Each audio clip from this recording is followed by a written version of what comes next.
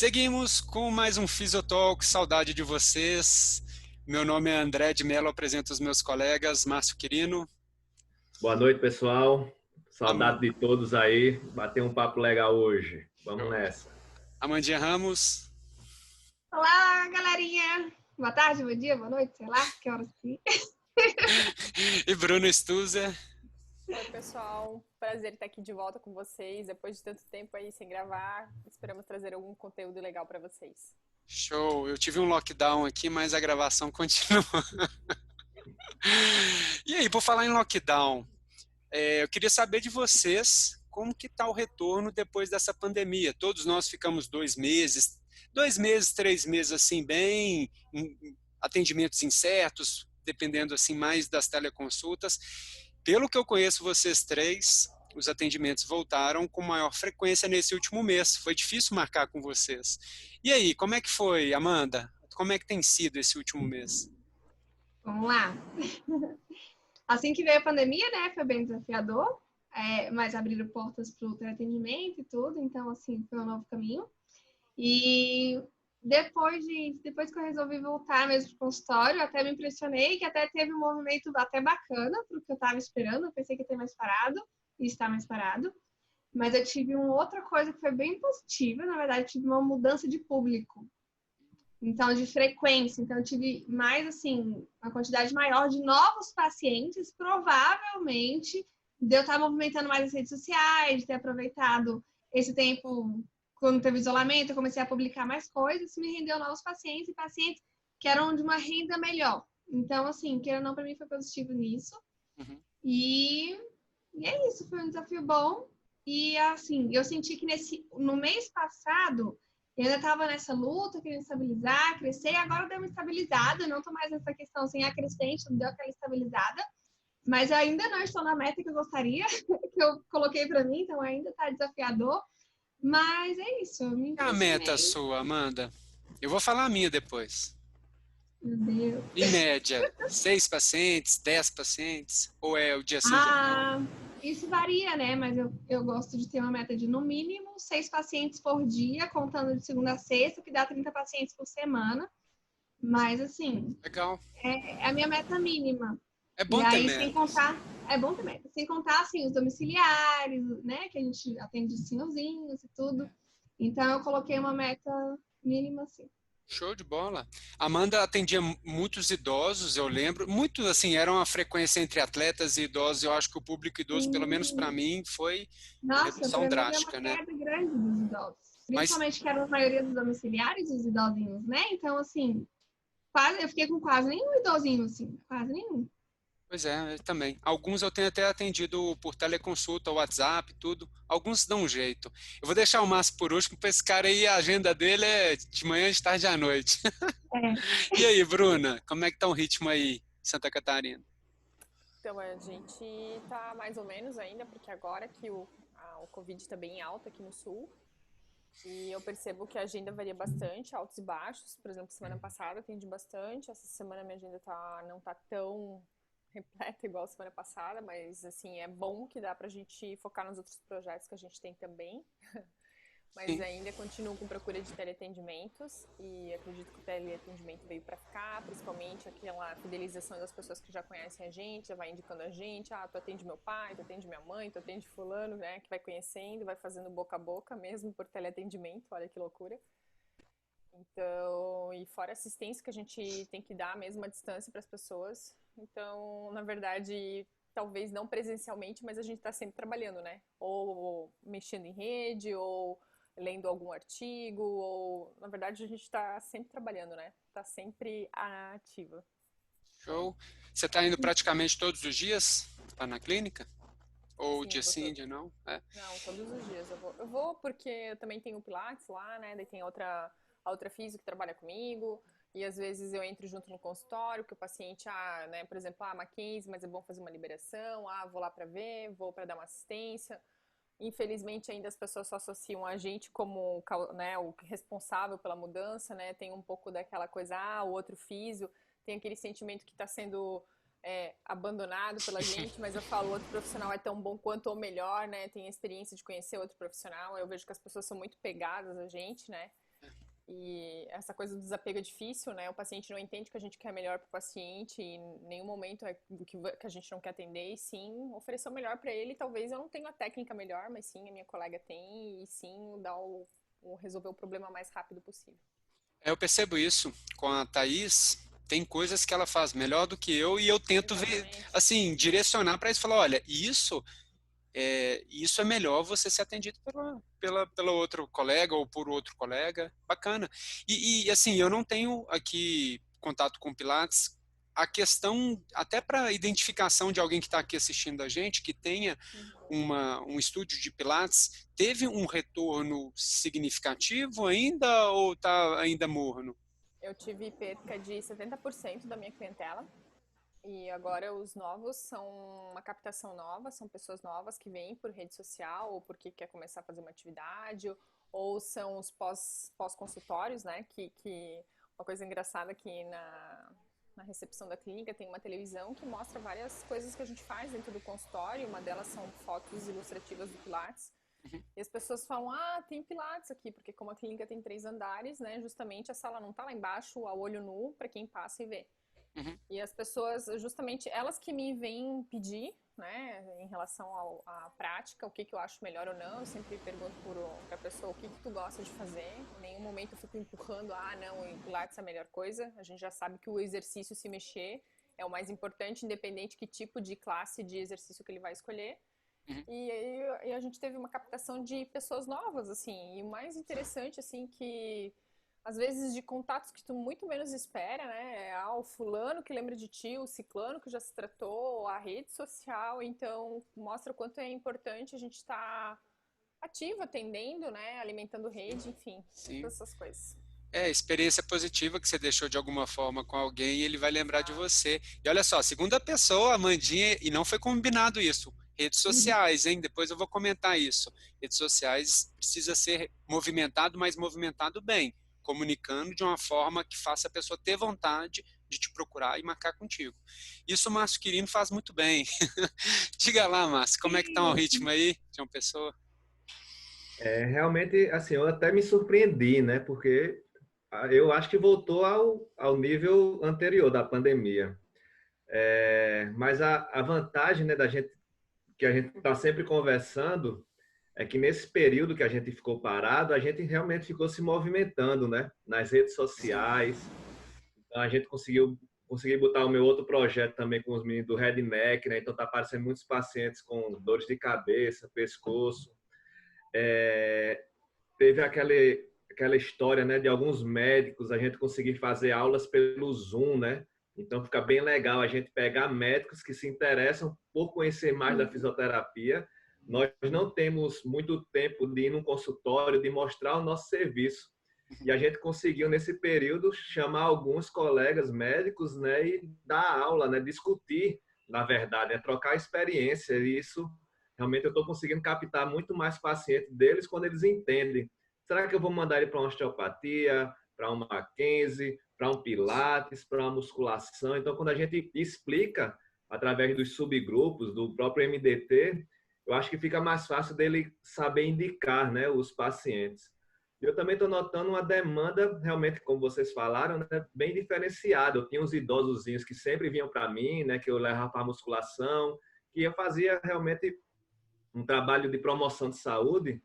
E hoje eu atendo, com certeza, mais jovens e pacientes que frequentavam clínicas de convênio, que eram muita gente, então eles estão fugindo das aglomerações. E está sendo um ponto muito positivo, porque eles estão descobrindo, né, uma fisioterapia individual, uma fisioterapia um pouco diferente do que eles eram acostumados a fazer, e isso daí está gerando um boca a boca legal também. Então eu estou notando nesse meu retorno essas diferenças, né? O próprio teleatendimento também está sendo bem legal, né? Tratamento da escoliose por teleatendimento. Então tá bem legal esse retorno, e é sempre aquilo que a gente conversava: não vamos parar, vamos produzir o Physiotalks, o Redneck, as lives, o grupo do MDT. Então eu acho que realmente isso pesou, né, para ter um retorno que ao meu ver está bem eu estou bem espantado até, né, com esse retorno, né? Sobrecarregado de trabalho, fala aí. É um bom acordo, né? Você já tá com a agenda boa, e eu percebo isso, bacana.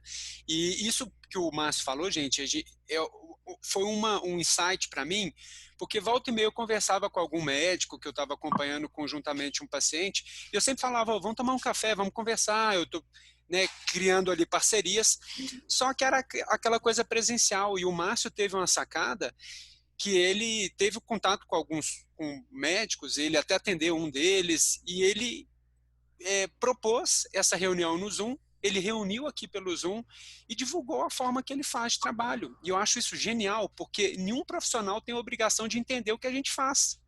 E cabe a nós comunicarmos. Se você não comunicar, você nunca vai ser conhecido. E o Márcio fez isso de forma genial e eu vi que isso aumentou bem a demanda de trabalho dele. Inclusive, até fazendo outra coisa, outro ponto positivo, o Márcio ele tem uma aula que mostra como que ele trabalha no dia a dia, na rotina dele, em parceria profissionais de educação física e físio, e ele dá, volta e meia, cursos, né, de consultoria para mostrar para outros profissionais fazerem isso em outras cidades. Isso é genial. Então, quem sempre está estudando e se aplicando, sempre vai ter um tipo de retorno, de alguma forma. Não é isso, Márcio?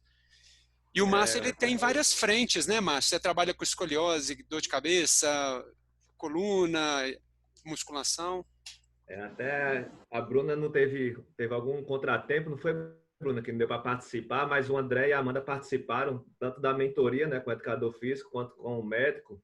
Uhum. E realmente, assim, eles não conhecem essa forma. Então, eles diziam, olha, ninguém nunca me apresentou um MDT, ninguém nunca me apresentou para quando indicar para uma osteopatia. Então, realmente, a gente até queria acabar, né, as reuniões, passava assim de 3 horas, né, de conversa, e eu notava ele empolgado e perguntando, e seguia.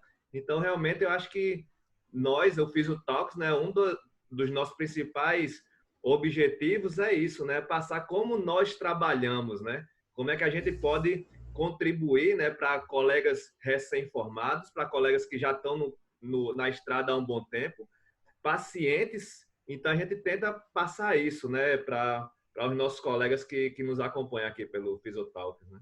Show, show. Eu tive uma experiência legal que o Márcio participou de um congresso aqui, a Amanda também, um congresso online de medicina, e foi legal porque eu falei, foi esse sábado, sobre radiculopatia cervical.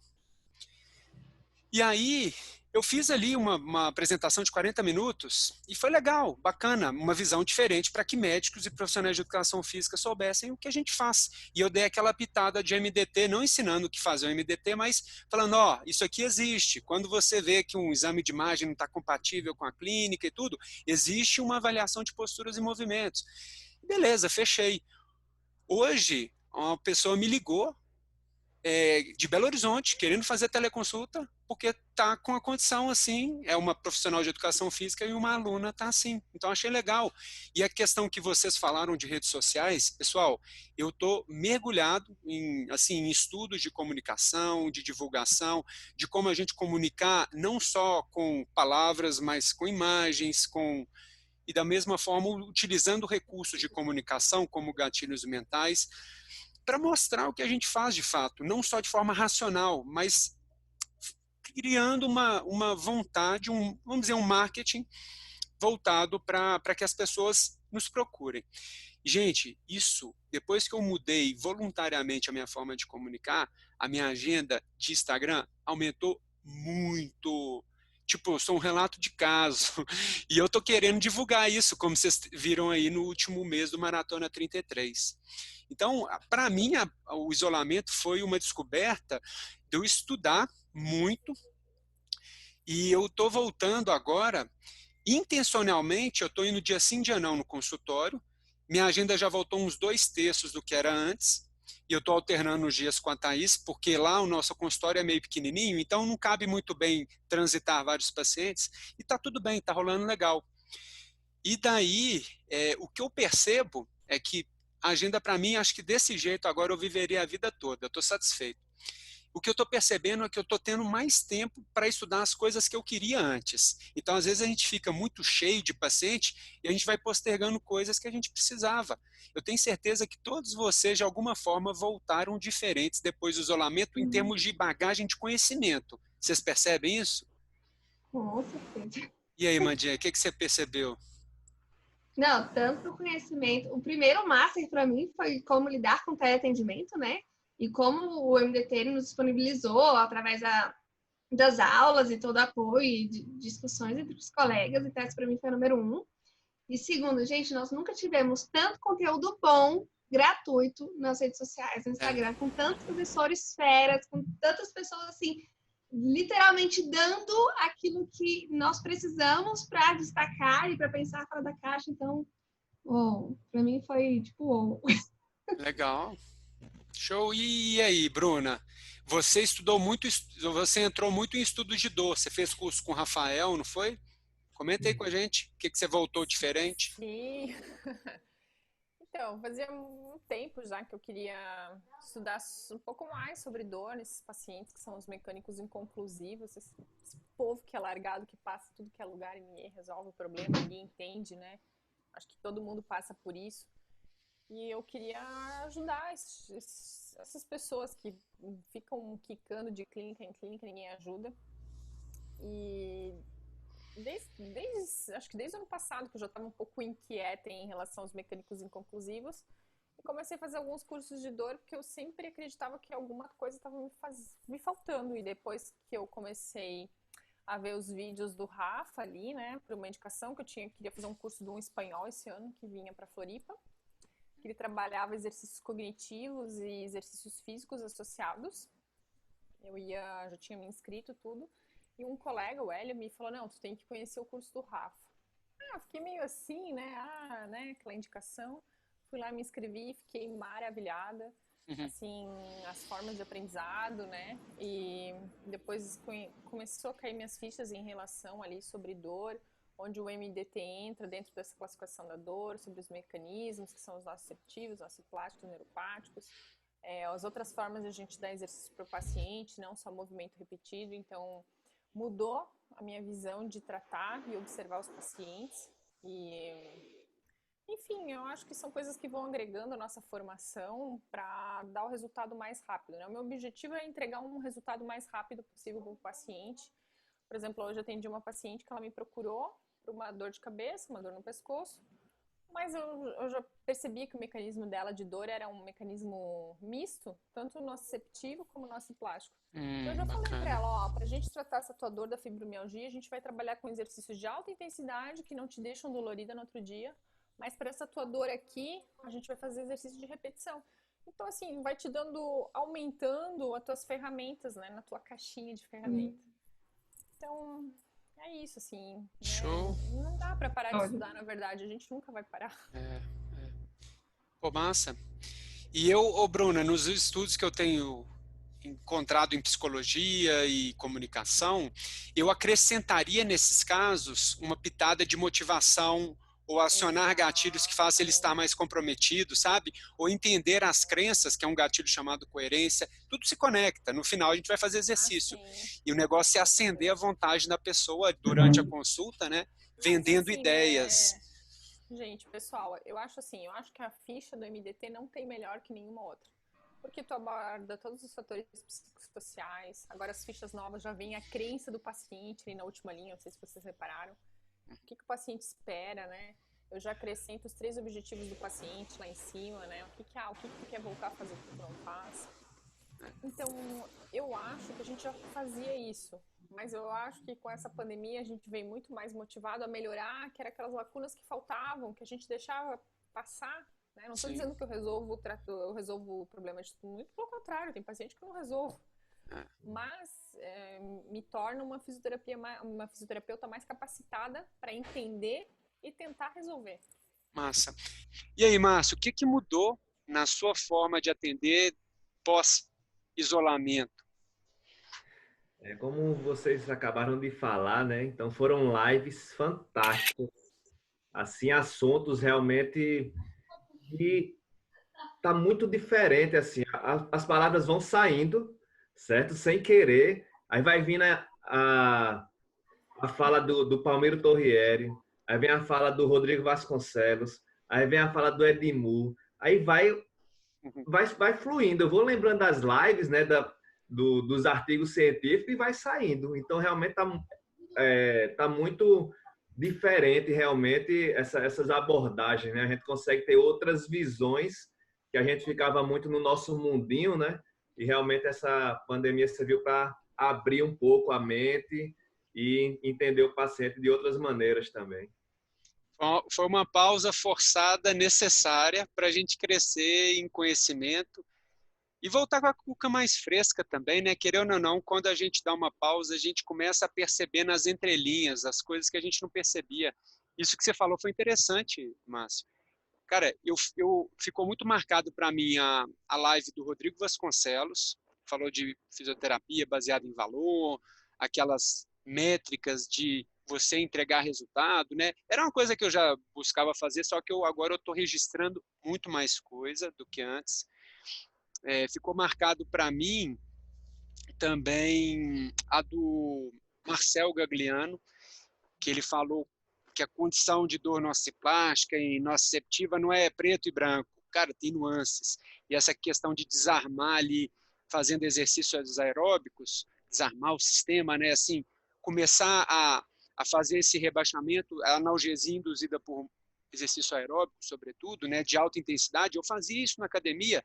Meus pacientes, quando eu já classificava, e era um mecânico conclusivo, um estado de dor crônica, estava lá na academia fazendo elíptico, e eu faço um pico de intervalados no elíptico, e toda vez eu ia reavaliando para achar alguns detalhes que eu não tinha percebido das outras vezes. Então, quando ele falou aquilo, eu disse, cara, faz todo sentido, só que eu não percebia com detalhes, e não com a grandeza com que ele falou. Então, para mim, foi assim, super necessário. E os estudos que eu comentei com vocês de psicologia, de comportamento humano, a gente precisa muito entender comportamento humano, porque é aí que reside um buraco negro para muitos fisioterapeutas, viu?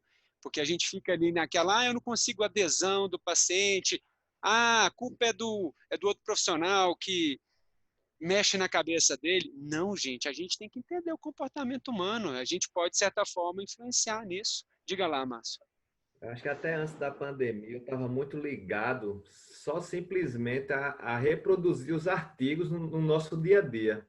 E muitas vezes a gente não consegue, então realmente são insights mesmo, entendeu?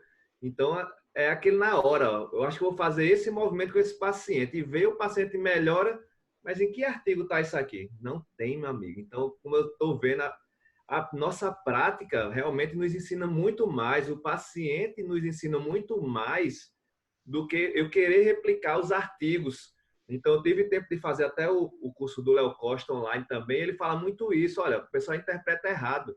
Quer pegar os artigos, paciente com a dor no ombro subacromial, e quer usar tudo que tem no artigo no paciente. Não vai. Aquilo ali é para a gente ter uma base e realmente nos insights, né, na referência, na avaliação, a gente vai direcionando e muitas coisas não estão em artigo científico, não. É na hora. A prática é muito, muito diferente. Com certeza. E Bruna, até a Bruna vai passar a palavra aqui. Aquilo que você falou de você estar estudando, e olha, eu não sou uma clínica perfeita, mas uma profissional especialista ali perfeita, mas quanto mais a gente estuda, lembrando do que você falou, maiores as chances da gente acertar, ou menores as chances da gente errar, né? Então, faz todo sentido o que você falou. Ali, para mim, a live do Marcel foi um divisor, assim. Eu me identifiquei muito, porque eu pensei assim, esse cara já tá à frente do que eu penso, né? Ele veio para coroar a forma... Eu só não consegui ainda elaborar muito bem o que eu tava... Eu tava em busca disso e ele veio para coroar, e daí logo na seguida eu fiz o curso do Rafa, eu não sei se eu já tinha feito módulo, já fiz 3 cursos seguidos dele, enfim. E assim, o que eu posso dizer para vocês? Que hoje eu observo que 2 pacientes com uma... Parece que é uma síndrome radicular, mas não é. Um responde com a habituação, que é com MDT, com a repetição de movimento, e o outro não, tendo perda de movimento, que é uma sensibilização. Então, assim, para mim ficou claro, ficou claríssimo, assim, muito claro, e eu fiquei bem feliz, assim, da live do Marcel, como mostra o quanto que a gente tem que estudar e, assim, esse período de quarentena, essas lives, assim, claro que a gente, por exemplo, tem uma live de dor, eu sempre vou, me puxa mais a live, né? Eu tenho meu viés, né, pra esse lado. Mas, enfim, como foi, assim, rico esse período, né? Não rico financeiramente, talvez, mas rico de conhecimento. Sim. Pô, demais. Oportunidade única, né, Márcio? Exatamente. Só para finalizar a minha fala, falando das lives, né? Tem uma daquele JP Carneiro, né? JP Carneiro. Foi top. Nossa, Ele excelente! fala de filmar a gente avaliando. Então, eu estou avaliando o paciente e estou tentando gravar o que foi que eu falei para esse paciente. Tá? Então, às vezes, eu boto a câmera lá filmando, eu avaliando. Isso também está sendo assim, um diferencial grande. Caramba, na próxima sessão eu vou entrar nesse ponto que não deu para entrar nesse. Então, isso é muito importante, isso daí. A gente ter essa autorreflexão com essas filmagens, né? Ô, Márcio, só para concluir aí essa questão da filmagem, eu já fazia isso, fazia de uma forma instintiva. Quando eu estudei para a prova do credenciamento, eu já fazia, né? Para estudar para a prova prática, eu me filmava e comparava o meu vídeo com o que a gente tinha acesso aos slides do instituto. Tentava fazer na mesma velocidade, o mesmo posicionamento, fazer da melhor postura possível, né? E assim, e esse hábito ficou comigo mesmo depois da prova. Que engraçado, né? Então, assim, como a gente faz coisas certas sem saber que a gente faz. E uma coisa fantástica que eu achei da fala desse JP foi que ele falou assim: a gente não é psicólogo, mas a gente pode entender que um paciente está depressivo por uma condição que ele não consegue mais jogar tênis ou que ele não consegue fazer a caminhada dele. E que sim, a gente vai avaliar fisicamente sim, mas ele não precisa ir num psicólogo. A gente já encontrou a causa, a gente vai dar informação para ele. Então, assim, eu achei que ele conseguiu linkar isso de uma forma muito rica. Eu achei muito legal. Foi genial. Foi genial. Eu agradeço a Amanda aqui embaixo aqui de mim, que ela que me mandou o link, porque foi genial. E olha que interessante, se a gente conversa com nós quatro, os quatro assistiram, eu captei algumas informações baseadas no que é importante para mim e no que eu estou estudando, que foi diferente da Bruna, que foi diferente do Márcio, que percebeu ali a questão da gravação da consulta. Sabe o que ficou marcado para mim? Foi excepcional a live dele. Mas eu lembro dele educando um paciente, falando, na melhor das hipóteses, você vai ter feito o exercício e simplesmente o que os artigos dizem é que você vai estar preparado para um pós-operatório. Na pior das hipóteses, não é que não vai dar certo, vai dar certo porque você se preparou. Mas o máximo que você vai perceber é que realmente não dava certo não precisar da cirurgia. Agora imagina, na melhor das hipóteses, você vai ter se recuperado e de uma maneira que você nem imaginava, você vai ficar numa expectativa tão grande, positiva. Então ele usou uma estratégia de comunicação genial e eu já usava isso na melhor das hipóteses e na pior das hipóteses.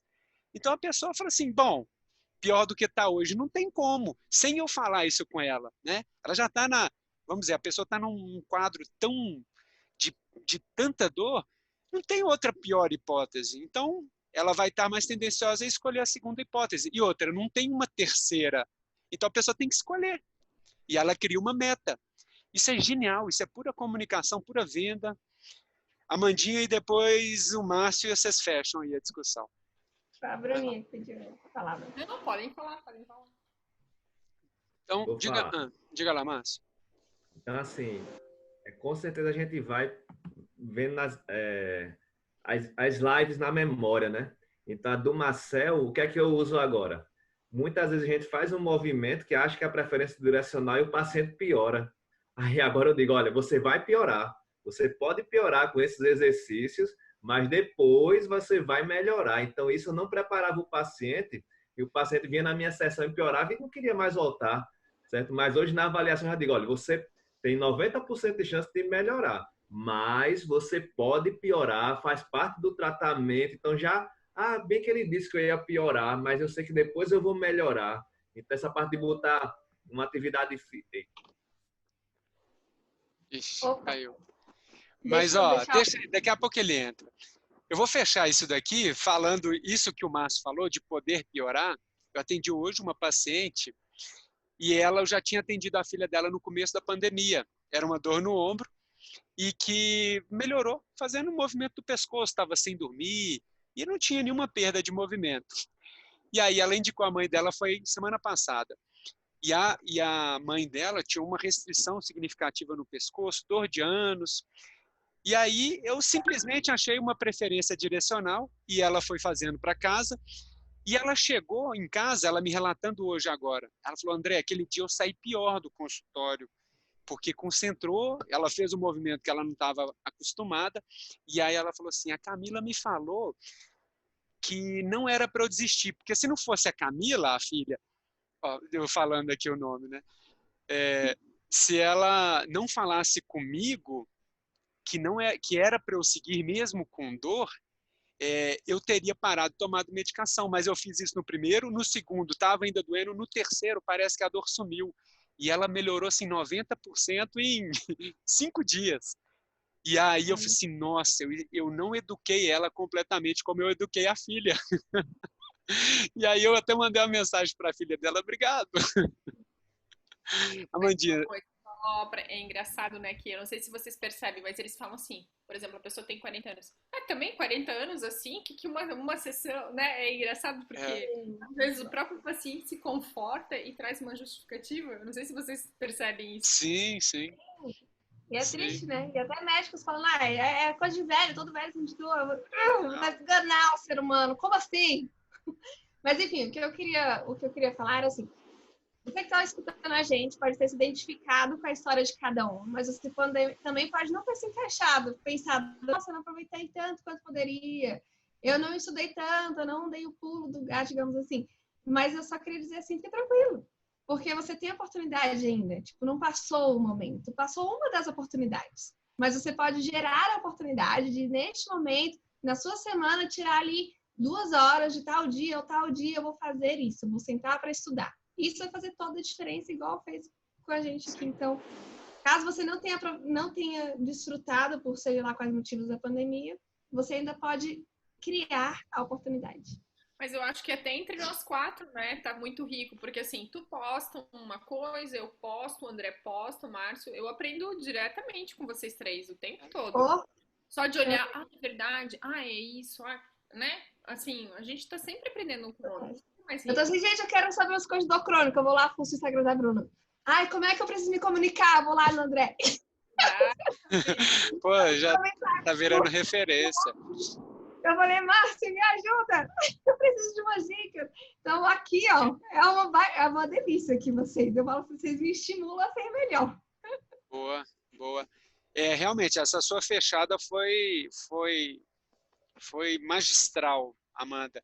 Se você não aproveitou a pandemia, não tem problema, tá tudo gravado, de alguma forma você aproveitou de outra forma também, e tá tudo bem, né? Márcio, você quer fazer as honras do encerramento? Como é que tá aí? Não, mas era isso mesmo, né? Como eu disse, se a gente for conversar, a gente pode fazer depois um tema só sobre fatos marcantes nas lives durante a pandemia. Eu acho que vai dar um tempo. Adorei. Eu vou anotando o que marcou pra gente. Eu acho que dá uma... Ó, o Márcio Marqueteiro. Eu acho que dá pano pra manga, viu? Porque ficou muita coisa na minha cabeça, meu amigo. Então guarda essas coisas aí que nos próximos encontros a gente vai gravar, viu? Eu vejo a hora de botar um curso pra gente se encontrar realmente, né? Os talks aí, ó. Vai ser massa. Pois é. Então, pessoal, botar a máscara e vamos embora. Show de bola. Foi muito bom esse bate-papo totalmente sem roteiros, totalmente informal, da maneira que tem que ser o Physiotalks. Um abraço para todos. Valeu, tchau, tchau. Beijo, galera.